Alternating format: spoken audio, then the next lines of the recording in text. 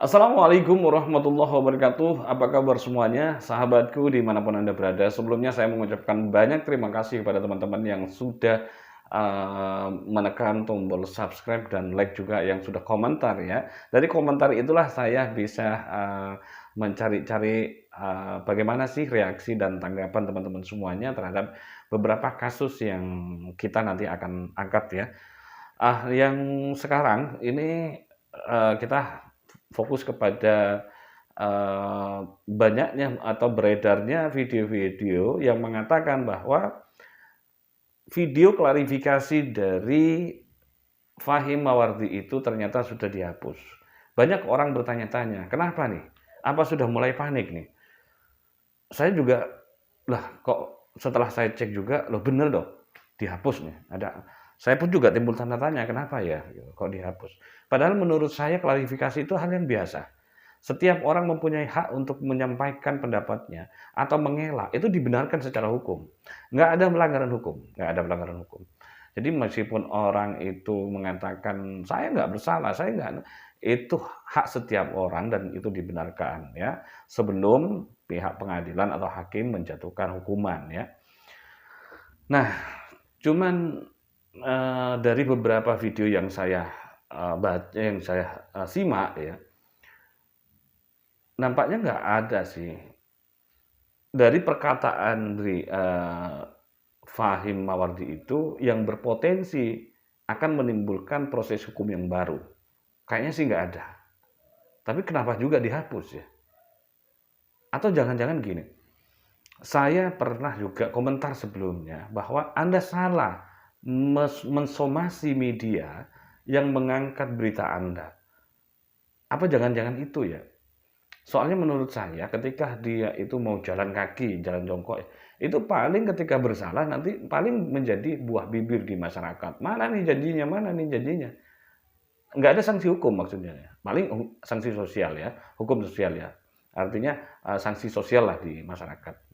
Kalau misalnya saya nggak bersalah, itu juga sanksi sosial karena sudah ada ranahnya hukum tersendiri, dia nanti akan dijatuhkan hukuman ketika terbukti. Tapi itu tidak salah ya, tidak salah orang mengatakan seperti itu. Tapi saya curiga di sini ada pernyataan yang akan berpotensi untuk kasus baru.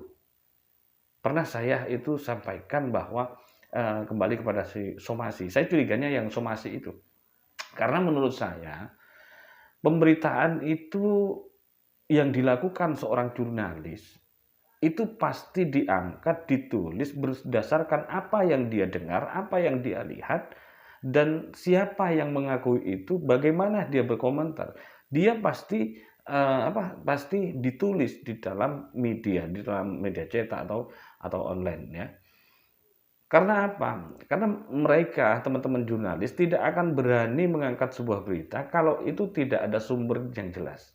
Kita bukan masalah ini salah atau betul ya, kan mungkin Fahim ini mengatakan ini belum ada kepastian hukum atau belum dinyatakan bersalah. Kok Anda sudah mengatakan bersalah itu? Kesannya seperti itu. Tapi yang namanya jurnalis itu tidak ada yang namanya memvonis seseorang salah. Akan tetapi dia akan mengangkat berita sesuai dengan fakta di lapangan. Nah, jika Anda mensomasi seorang jurnalis atau media yang berbadan hukum eh, atau media yang resmi, saya kira keliru kan gitu kan, keliru. Karena apa? Karena itu akan menimbulkan permasalahan hukum yang baru. Nah, ketika ini datanya konkret atas dasar pengakuan dari seseorang yang mengatakan dalam isinya dalam pemberitaan itu dan bisa dipertanggungjawabkan dan kemudian diklarifikasi kepada pihak kepolisian mengakui juga adanya laporan dari pihak terlapor, maka seorang jurnalis bisa mengangkat itu. Nah, ketika Anda mensomasi, nah ini yang akan menjadi blunder sebenarnya. Mungkin inilah salah satu yang menyebabkan Anda itu mencabut klarifikasi itu, menghapus klarifikasi itu karena akan menimbulkan masalah hukum baru. Karena apa? Karena seorang jurnalis ketika salah pun menulis nama salah, menulis alamat salah, menulis berita salah, itu tidak bisa dituntut secara hukum karena dia punya hak jawab. Jadi silakan Anda untuk klarifikasi, dimintai keterangan kembali yang benar bagaimana, dan wartawan akan meminta maaf melalui tulisan itu dan akan diperbarui. Selesai urusannya. Nah, selesai urusan. Dan ketika Anda mensomasi, itu ada kesannya bahwa Anda menghalang-halangi seorang jurnalis, menghalang-halangi wartawan. Itu bisa jadi kesannya seperti itu. Dan wartawan akan balik melaporkan Anda atas tindakan menghalang-halangi jurnalis. Itu jurnalis, teman-teman, punya undang-undang tersendiri, yaitu Undang-Undang Pers yang bisa dijalankan. Jadi hati-hati ya untuk teman-teman, untuk FM juga hati-hati kalau mensomasi itu. Ya, kecuali seorang jurnalis hanya mengarang.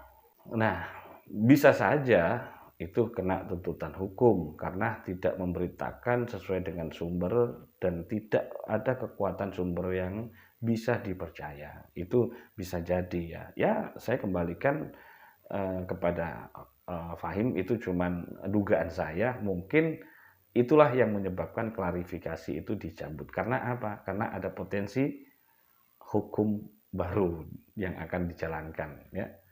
Oke, terima kasih teman-teman.